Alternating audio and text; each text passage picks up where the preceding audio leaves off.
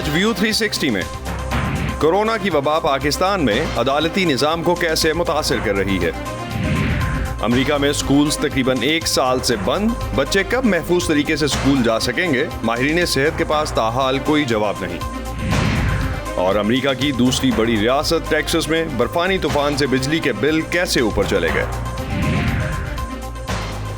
Voice of امریکہ کے Washington studios سے آپ سب کو خوش آمدید۔ آپ دیکھ رہے ہیں پروگرام ویو 360 اور میں ہوں اسد اللہ خالد۔ عالمی ادارہ صحت کے کوویکس پروگرام ویکسین کی 28 لاکھ خوراکیں اس ہفتے پاکستان پہنچ رہی ہیں۔ وفاقی وزیر اسد عمر کے مطابق پاکستان کو ایسٹرازینیکا ویکسین کی کل 1 کروڑ 70 لاکھ خوراکیں ملیں گی، جن میں سے 60 لاکھ مارچ میں پاکستان پہنچ جائیں گی، جبکہ باقی 1 کروڑ خوراکیں نومبر کی پہلی ششماہی میں پاکستان کو ملنے کا امکان ہے۔ اس کے علاوہ پاکستان کو چین کی طرف سے 5 لاکھ مزید ویکسینز کی ڈوزز بھی فراہم کی جا رہی ہیں۔ پاکستان کوویکس پروگرام سے ملنے والی ویکسین سب سے پہلے سینئر شہریوں کو لگانا چاہتا ہے۔ پاکستان میں تقریباً 80 لاکھ افراد کی عمریں 65 سال سے زائد ہیں، لیکن وزارت صحت کے مطابق ابھی تک صرف 1,80,000 افراد نے ہی ویکسین لگوانے کے لیے اپنے آپ کو رجسٹر کیا ہے۔ ملک کے سرکاری اعداد و شمار کے مطابق اب تک کرونا وائرس سے پاکستان میں 5,82,000 سے زائد کیسز رپورٹ ہو چکے ہیں۔ ملک میں ویکسین کی مہم کا آغاز فروری کے مہینے میں ہوا تھا۔ ماہرین صحت کا ماننا ہے کہ کرونا وائرس کی ویکسین کی صرف امیر ممالک کو ہی نہیں بلکہ پوری دنیا کو ضرورت ہے۔ دنیا آپس میں اب اس قدر جڑ چکی ہے کہ غریب ممالک کو ویکسین نہ دینے سے امیر ممالک کو فائدہ نہیں بلکہ الٹا نقصان ہی ہوگا۔ اسی خیال کے تحت عالمی ادارہ صحت اور مختلف اداروں نے مل کر کووڈ-19 گلوبل ایکسیس یعنی کوویکس کے نام سے گزشتہ سال ایک پروگرام کا آغاز کیا۔ یہ کوویکس ہے کیا اور اس کے تحت غریب ملکوں کو ویکسین کیسے ملے گی؟ آئیے جانتے ہیں۔ امیر ممالک نے گزشتہ سال سے ہی کووڈ-19 کی سب سے پہلی کھیپ خریدنا شروع کر دی تھیں۔ غریب ممالک ان کا مقابلہ کیسے کرتے؟ کووڈ-19 ویکسین تک رسائی کو زیادہ منصفانہ بنانے کے لیے صحت کے عالمی اداروں نے کوویکس پروگرام تشکیل دیا۔ ایک دوسرے سے مقابلہ کرنے کی بجائے کوویکس کے تحت مختلف ممالک اپنے وسائل ایک جگہ جمع کرتے ہیں تاکہ کچھ کی ناکامی سے سب متاثر نہ ہوں۔ کوویکس پروگرام سے منسلک ہر ملک کی آبادی کے کچھ حصے کے لیے مؤثر ویکسینز کی ضروری خوراک مہیا کی جاتی ہے، خصوصاً فرنٹ لائن پر کام کرنے والے ہیلتھ کیئر ورکرز اور سب سے کمزور افراد کے لیے۔ اربوں ڈالرز کم فنڈنگ کی وجہ سے کوویکس پروگرام توقعات کے مطابق نہیں چل رہا۔ کئی ممالک اب بھی ویکسین بنانے والی کمپنیوں کے ساتھ انفرادی سودے کر کے ویکسینز کی محدود سپلائی حاصل کر رہے ہیں۔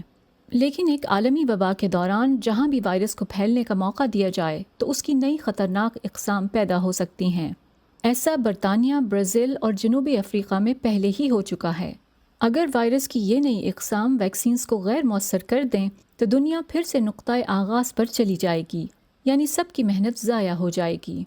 طبی ماہرین کہتے ہیں کہ جب تک سب محفوظ نہ ہو جائیں کوئی بھی محفوظ نہیں۔ پاکستان میں نظام عدل کی سست روی پر ہمیشہ سے تنقید ہوتی رہی ہے، جہاں اکثر سائل کو انصاف کے لیے سالوں انتظار کرنا پڑتا ہے۔ کورونا کی عالمی وبا کا اثر تو ہمیں ہر شعبہ زندگی میں محسوس ہوا، عدالتیں بھی اس سے متاثر ہوئیں۔ پشاور سے عمر فاروق کی اس رپورٹ میں جانتے ہیں کہ یہ مسئلہ کتنا پیچیدہ ہے۔ مومن خان 2008 سے عدالتوں کے چکر کاٹ رہے ہیں۔ وہ 4 پیپر مل کے ملازم تھے جو 1992 میں پرائیویٹائزیشن کے بعد بند ہو گئی۔ نوکری سے نکالے جانے والے ملازمین آج بھی پینشن اور دیگر مراد کے لیے قانونی جنگ لڑ رہے ہیں۔ میں بے انتہا تھک چکا ہوں۔ آپ یقین کریں ہمارے 5 ساتھی اس کیس کے دوران مر چکے ہیں۔ وہ ہمارے ساتھ آتے تھے، اب کوئی ایسا نہیں جو اس کیس کی پیروی کر سکے۔ سب بوڑھے ہو چکے ہیں، میں بھی کمزور ہوں، یہاں کوئی نہیں آ سکتا۔ تو بس اب ان کمزور بوڑھوں پر حکومت کو چاہیے کہ وہ رحم کرے اور اس کیس کو حل کر دے۔ پاکستان میں انصاف کی فراہمی کے نظام پر ہمیشہ تنقید کی جاتی رہی ہے۔ پشاور ہائی کورٹ کے وکیل ایڈوکیٹ سلیم شاہ ہوتی کا کہنا ہے کہ اکثر قوانین میں فیصلے کا ایک خاص وقت مقرر ہوتا ہے، لیکن سائل اور وکیل دونوں کی کوشش ہوتی ہے کہ کیس کو طول دیا جا سکے، جبکہ ججز کی کمی بھی فیصلوں میں تاخیر کی ایک اہم وجہ ہے۔ پاٹا جو ہے اب خیبر پختونخوا کے ساتھ اس کی مرجر ہو گئی ہے، لیکن اس کے باوجود جو اسٹرینتھ ہے ججز کا وہ وہی ہے جو پہلے تھا۔ اب ہمارا صوبہ جو ہے، ہماری پاپولیشن وہ سندھ کے برابر ہے، तो उसी हिसाब से हमारे जजेस की स्ट्रेंथ भी होनी चाहिए। पेशावर हाई कोर्ट के आदात के मुताबिक साल 2020 में खैबर पुख्तनख्वा की अदालतों में 33,000 से जायद केसेस का इजाफा हुआ है। इसकी एक बड़ी वजह कोरोना वबा के दौरान SOPs के इतलाक को करार दिया जा रहा है। अदालतों में समाजी फासले और दीगर एहतियाती तदाबीर पर अमल दरामद के बाइस निज़ाम में मजीद सुस्ती पैदा हो गई। बाकी दुनिया में, इंडिया में ये था कि उनने वीडियो लिंक और स्काइप के थ्रू प्रोसीडिंग स्टार्ट कर ली थी। वकला अपने चैम्बर या घर से आर्गूमेंट्स करते थे, जजेस अपने चैम्बर से केसेस सुनते थे, तो वहाँ पे कोई स्टॉपेज नहीं आया, काम रुका नहीं। यहाँ पे हमने, हमारे जो सीनियर हैं मियां मुहिबुल्लाह काका खिल, उनने एप्लीकेशन फाइल की कि यहाँ पे भी वीडियो लिंक के थ्रू हेयरिंग स्टार्ट हो। मोमिन खान के कई साथी अदालती फैसले के इंतजार करते करते इस दुनिया से चले गए। ताहम वो अब भी पुरुम्मीद है कि 28 साल बाद ही सही, लेकिन इस केस का फैसला आ जाएगा और उन्हें इंसाफ मिल सकेगा। हुकूमती ओहदेदारों से हमारी ये दरख्वास्त और अपील है कि 50% से ज़ायद लोग मेरी उम्र के हैं। मेरी उम्र देखें, इस उम्र के मजदूर तो मर भी चुके हैं और उनके घरों में बेवा और यतीम जो हैं वो इन्हीं पैसों के इंतज़ार में बैठे हैं कि हमारे शोहरों ने इस मिल में काम किया था तो उनके जो बकायाजात हैं वो उनको मिल जाएं। पेशावर हाई कोर्ट में इस वक्त 15 जजेस काम कर रहे हैं, जबकि कोर्ट में ज़ेरे इल्तिवा केसेस की तादाद 23,000 से भी ज़्यादा है, जिससे जजेस पर पड़ने वाले बोझ का अंदाज़ा किया जा सकता है। नए जजेस की तैनाती, ऑनलाइन प्रोसीडिंग और वकला के आए रोज़ हड़तालों जैसे मसाइल से निमट कर साइलिन को जल्द इंसाफ की फराहमी मुमकिन हो सकती है। Umar Farooq, voice of America, Peshawar. एक तरफ तो दुनिया के कई ममालिक कोविड की वैक्सीन हासिल करने के लिए कोशिशें कर रहे हैं, तो कुछ ऐसे ममालिक भी हैं जो वैक्सीन तैयार भी कर रहे हैं और इस वैक्सीन को सफारतकारी के लिए भी इस्तेमाल कर रहे हैं। भारत, रूस और चीन इसमें सर फहरिस्त हैं। चीन ने बाल्कान मुल्कों में अपनी वैक्सीन तकसीम करने की कोशिशें तेज़ कर दी हैं। कुछ माहिरीन का कहना है कि ये खित्ते में चीन के असर व रसूख को बढ़ाने की कोशिश है। हंगरी यूरोपीय यूनियन का पहला मेंबर मुल्क था जिसने चीन की तैयार करदा साइनोफार्म वैक्सीन वसूल की। चीन मोंटेनेग्रो को 30,000 खुराकें देने का वादा कर रहा है और सर्बिया को पहले ही 15 लाख खुराकें मिल चुकी हैं। खित्ते पर नजर रखने वालों का कहना है कि इंसानी हकूक के मसले को एक तरफ रखते हुए बाल्कन्स के खित्ते में चीन की ये कोशिशें वैक्सीन डिप्लोमेसी की एक शक्ल हैं। मुझे लगता है कि इसके तवील मुद्दती नुकसानात होंगे कि यूरोप ने अपने आप को ज़्यादातर एक ऐसे फरीक की हैसियत से पेश नहीं किया जो इस खित्ते की मदद कर सकता है। हम सब देख रहे हैं कि किस तरह सर्बिया ने रूस और चीन का रुख किया और तमाम वैक्सीन्स खरीदी। इससे ज़ाहिर हुआ है कि सर्बिया जो बरसों से ये कह रहा है कि उसे मुतवाज़न होना चाहिए और उसे सिर्फ मगरब और यूरोप के लिए ख़ुद को वक्फ नहीं कर देना चाहिए, उसने समझदारी से अपना काम किया है। मैं अभी समझता हूँ कि ये एक बहुत बड़ी गलती है और मगरिब ने ख़ुद को वैक्सीन के मसले के एक हल के तौर पर पेश करने के मामले में बड़ी नाकामी का मुजाहिरा किया है और अब चीन और रूस जीत रहे हैं। बोस्निया और हर्ज़ेगोविना में इसके 2 इलाकों में से सिर्फ एक में ही वैक्सीन्स शुरू हुई हैं। रवायती तौर पर रूस के नज़दीक वाक़ जमहूरिया स्रब्स्का ने रूसी स्पुतनिक वैक्सीन की एक छोटी सी मिकदार हासिल की और मुस्तकबिल में मजीद हासिल करने का इरादा रखता है। उनका चीन से वैक्सीन खरीदने का मुआहदा पहले ही हो चुका है। बोस्निया के दूसरे खित्ते फेडरेशन ऑफ बोस्निया हर्ज़ेगोविना ने सिर्फ कोवैक्स सिस्टम पर इन्हिसार किया और इसे अभी तक वैक्सीन की एक भी डोज नहीं मिली है। आलमी वबा के दौरान सिर्फ एक वादे पर इक्तिफा करना कि कुछ हो जाएगा बिल्कुल गैर जिम्मेदाराना है। लेकिन कुछ माहिरीन को इस बात की परेशानी है कि मगरिब में तैयार करदा वैक्सीन के बरक्स इन वैक्सीन के मयार के बारे में मालूमात कम है। बहुत से लोगों का ख्याल है कि चीन असर व रसूख हासिल करने और इस सोच को आगे बढ़ाने के लिए वैक्सीन की तकसीम का इस्तेमाल कर रहा है कि मगरबी जमहूरी रियासतों के मुकाबले में चीन का आमराना निज़ाम ज़्यादा मौसर है। और फिर ये एक ऐसी सूरत हाल पेश करता है जहां चीन इसे एक मिसाल के तौर पर इस्तेमाल कर सकता है कि सर्बिया ने चीन के साथ जो ताल्लुकात कायम किए हैं उससे सर्बिया को फ़ायदा हुआ है। और ये वो बात है जो सर्बिया के सदर कह चुके हैं कि ये देखो हम अपने चीनी दोस्तों से क्या हासिल कर सके हैं, जबकि यूरोपीय यूनियन और कोवैक्स सिस्टम वो वैक्सीनेशन बनाने या फराहम करने में निहायत सुस्त रहे हैं जिनकी उन्हें अशद ज़रूरत है। शलमन का मजीद कहना है कि मुस्तकबिल में ये ज़रूरी होगा कि चीन और चीन के दूसरे शोबों में भी इक़दामात पर नज़र रखी जाए, जैसा कि टेक्नोलॉजी और दीगर इजादात। NRIs के साथ एरम अब्बासी, वॉइस ऑफ अमेरिका। امریکی صدر بائیڈن نے کہا ہے کہ مارچ میں ہی تمام اساتذہ کو ویکسینز دی جائیں۔ کرونا وائرس کی وجہ سے امریکہ میں اسکولوں کی بندش کو مارچ میں 1 سال مکمل ہو رہا ہے، اور ایسے میں مختلف ریاستوں میں بچوں کے والدین اساتذہ احتجاج کے لیے سڑکوں پر نکل رہے ہیں۔ ان کا مطالبہ ہے کہ اسکولوں کو دوبارہ کھول دیا جائے۔ عمران جدون نے جاننے کی کوشش کی کہ لوگوں کے تحفظات ہیں کیا۔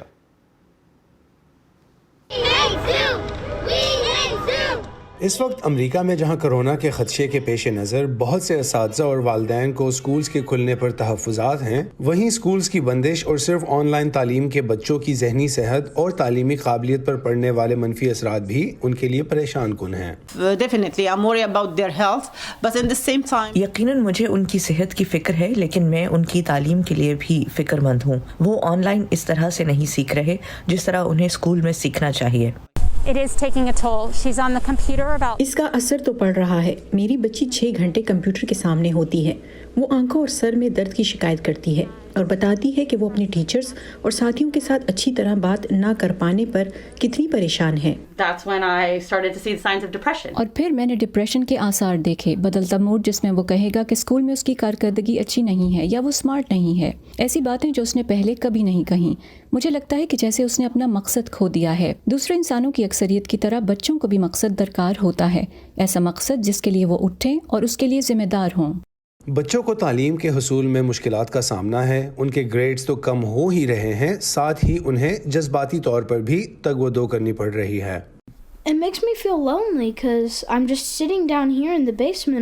مجھے تنہائی محسوس ہوتی ہے۔ میں یہاں تہہ خانے میں سارا دن اکیلے بیٹھا رہتا ہوں، اور ایسا تقریباً روز ہی ہوتا ہے، اور اس کے بارے میں کچھ کر بھی نہیں سکتا۔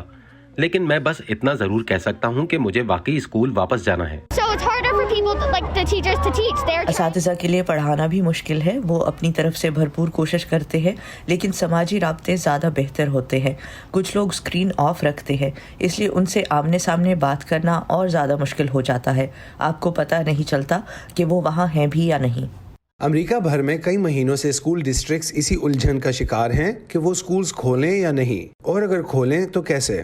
کچھ ٹیچرز یونینز کا موقف ہے کہ ان کے اراکین کی اسکول میں واپسی سے پہلے انہیں ویکسین ملنا ضروری ہے۔ اس کے علاوہ دیگر تحفظاتی اقدامات بھی اٹھائے جائیں۔ تاہم امراض کی روک تھام کے ادارے CDC کے مطابق ٹیچرز کی ویکسینیشن اسکولز کھلنے کے لیے شرط نہیں۔ Imran Jadoon, Voice of America.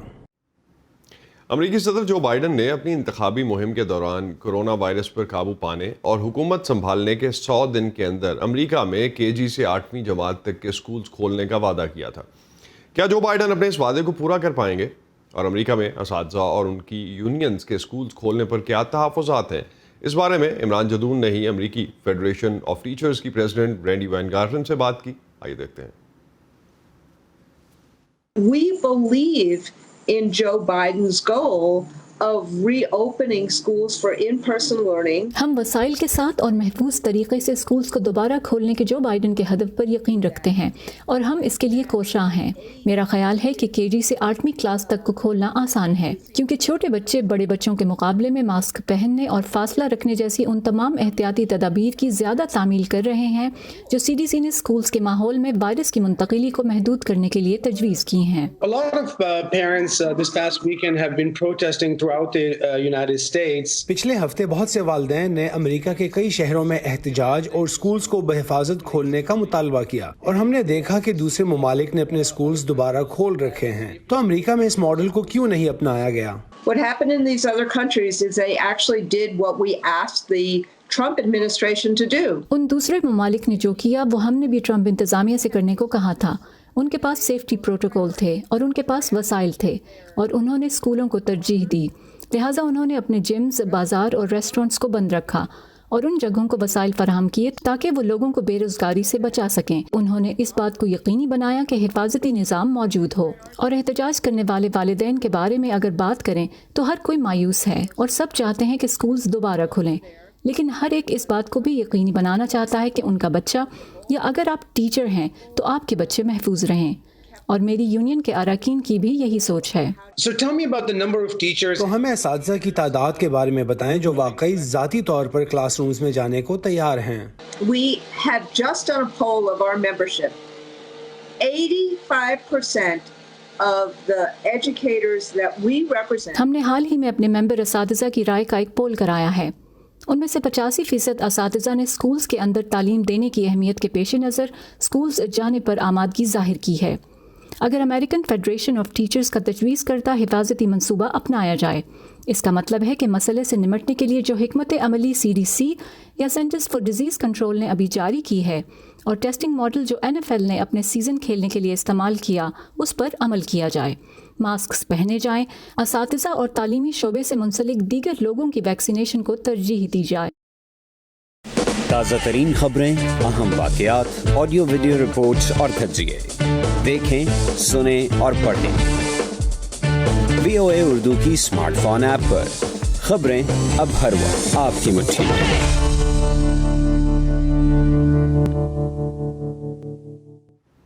America की दूसरी बड़ी रियासत टेक्सास को अमेरिका में तवानाई का घर समझा जाता है। इस साल वहाँ शहरियों को शदीद सर्दी और गैर मामूली बर्फबारी के बायस बिजली की बंदिश का सामना करना पड़ा। जी हाँ, बिजली की बंदिश, जबकि बाद सार्फिन के बिजली के बिल भी कई गुना बढ़ गए। सर्द मौसम की शिद्दत तो कुछ कम हुई है, लेकिन हुकूमत और शहरियों की मुश्किलात अभी भी ख़त्म नहीं हुई। ये मनाजिर रकबे और आबादी के लिहाज से अमेरिका की दूसरी बड़ी रियासत टेक्सास के तीसरे बड़े शहर डैलस के हैं। गुज़श्ता हफ्ते होने वाली शदीद बर्फबारी और इससे पैदा होने वाले हालात यहाँ के रिहायशियों के लिए इंतहाई गैर मामूली थे। मुझे तो ये लगता है कि बर्फ़ जो थी ना भूले भटके यहाँ पे आ गई। It's not our deal, it's not our game. तो we being Texans we like to be rough. हमें सड़कें खुली डुली, मौसम खुले पसंद हैं। ताहम जो चीज़ रियासत टेक्सास के शहरियों के निज़ाम ज़िंदगी को दरहम बरहम करने की सबसे बड़ी वजह बनी, वो थी यहाँ पैदा होने वाला तवानाई का बहरान। कम से कम 40 लाख लोग बिजली के ब्रेकडाउन से मुतासिर हुए। एक हफ्ता गुजर जाने के बाद भी इस बहरान पर मुकम्मल तौर पर काबू नहीं पाया जा सका है। आप में से वो अफराद जो अब तक तकलीफ में हैं, मैं आपको बताना चाहता हूँ कि रियासत इस मसले को हल करने के लिए हर मुमकिन ज़राए का इस्तेमाल कर रही है। आप में से बहुत से लोग खफा हैं और ये आपका हक भी है। मैं भी खफा हूँ। ये सूरत हाल एक ऐसी रियासत के लिए जो कि अमेरिका भर में सबसे ज़्यादा बिजली पैदा करती है, इंतहाई अफसोसनाक थी। रियासत को बिजली फराहम करने वाले ग्रिड के 6 बोर्ड मेंबरान ने इन पर होने वाली शदीद तनकीद के बाद इस्तीफ़ा दे दिया।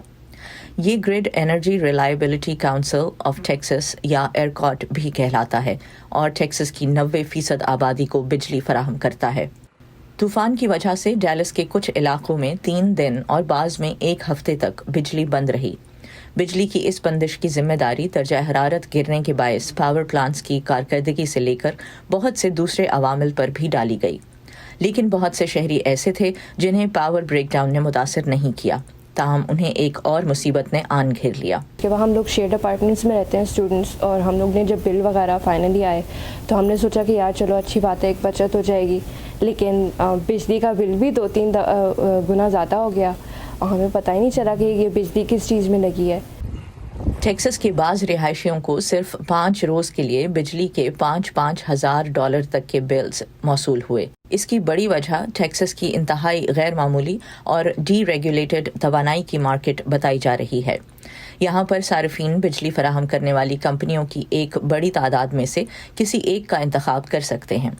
इन एनर्जी कंपनीज में से कई बिजली थोक के नरखों पर मुहैया करती हैं, जो कि तलब बढ़ने के साथ बढ़ सकते हैं, और यही कुछ टेक्सास में भी बिजली के बहुत से सार्फिन के साथ हुआ। इस स्टॉर्म के बाद जो शायद मैंने पर्सनली कभी फेस नहीं किया अपनी हिस्ट्री में, US में रहते हुए मुझे तकरीबन 26 साल हो गए हैं, ये कि जो बिजली के जो बिल आए वो बहुत बढ़ा दिए गए। ये चीज़ हम लोग US में कम देखते हैं, शायद दूसरे ममालिक में ज़्यादा देखते हैं।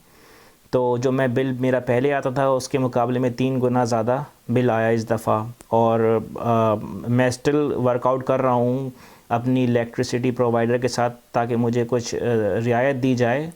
सदर जो बाइडन रियासत टेक्सास के अवाम के लिए पिछले हफ्ते हंगामी सूरत हाल का ऐलान कर चुके हैं, जिसके बायस तूफ़ान से मुतासरा अफराद को सरकारी इमदाद दी जाएगी, जो उन्हें आर्जी रिहाइश और मकानात की मुरम्मत और बहाली के काम आएगी। टेक्सास के अवाम रियासती और शहरी इंतज़ामिया से मुतालबा कर रहे हैं कि नए क़वानीन और ज़वाबित तश्कील दिए जाएँ ताकि आइंदा किसी भी इमरजेंसी की सूरत में ऐसे हालात पैदा ना हों जो टेक्सास ने इस साल देखे हैं। नुखबत Malik, voice of America. Medical tourism index کے مطابق علاج کی غرض سے بیرون ممالک کا سفر کرنا اب 37 ارب ڈالرز کی انڈسٹری بن چکا ہے۔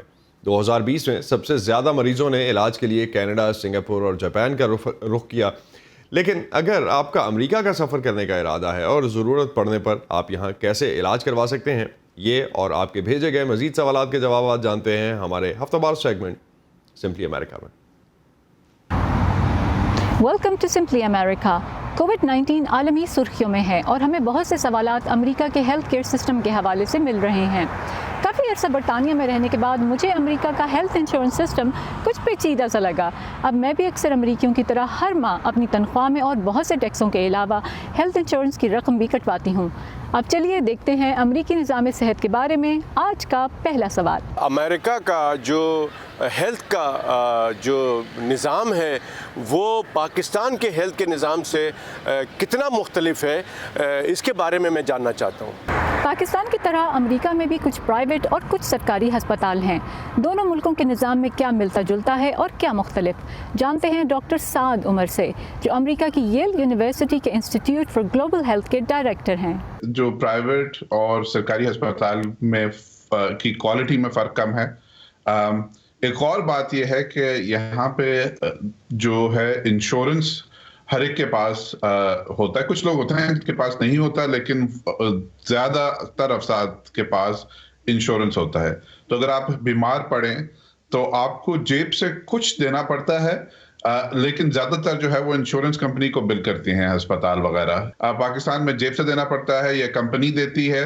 کوالٹی جو ہے پاکستان میں رینج زیادہ ہوتی ہے، بدقسمتی سے کچھ اسپتال جو ہیں وہ اتنے اچھے نہیں ہیں، اور لیکن کچھ جو ہیں وہ بہت زیادہ عالمی معیار کے مطابق ہیں۔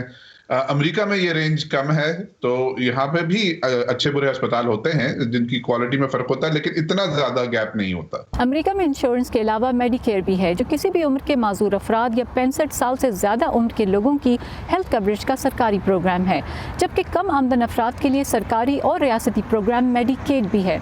میرے بھی ہر پے چیک سے میڈی کیئر کٹتا ہے، جس کا فائدہ ریٹائرمنٹ کی عمر کے بعد مجھے ملے گا، جو کہ امریکہ میں 66 سال اور 2 ماہ ہے۔ بیرون ملک سے آنے والے کسی شخص کو امریکہ میں علاج کی سہولت کس طرح سے مل سکتی ہے؟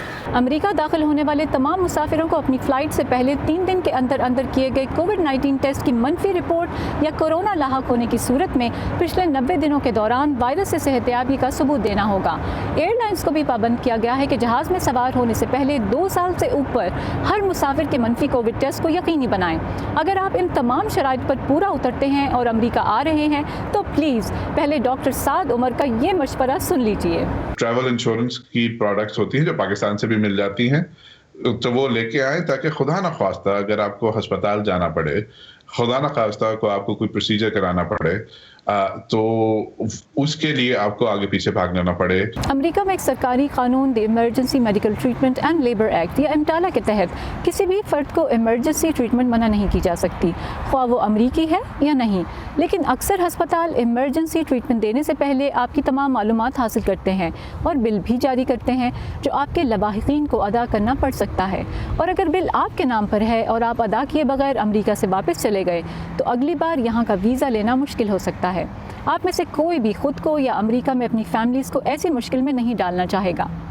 ہم بھی آپ کو مشکل میں نہیں ڈالنا چاہتے، اسی لیے ریمائنڈ کرا دیتے ہیں کہ آپ بھی اپنے سوالوں کے ساتھ تیار رہیں۔ ہماری ٹیم سے آپ کی ملاقات کہیں بھی ہو سکتی ہے۔ یہ تھا آج کا ویو 360۔ Stay safe. پروگرام پر فیڈ بیک کے لیے آپ آ سکتے ہیں ہمارے فیس بک پیج پر۔ اب تک کے لیے اتنا ہی۔ اسد اللہ خالد کو اجازت دیجیے۔ خدا حافظ۔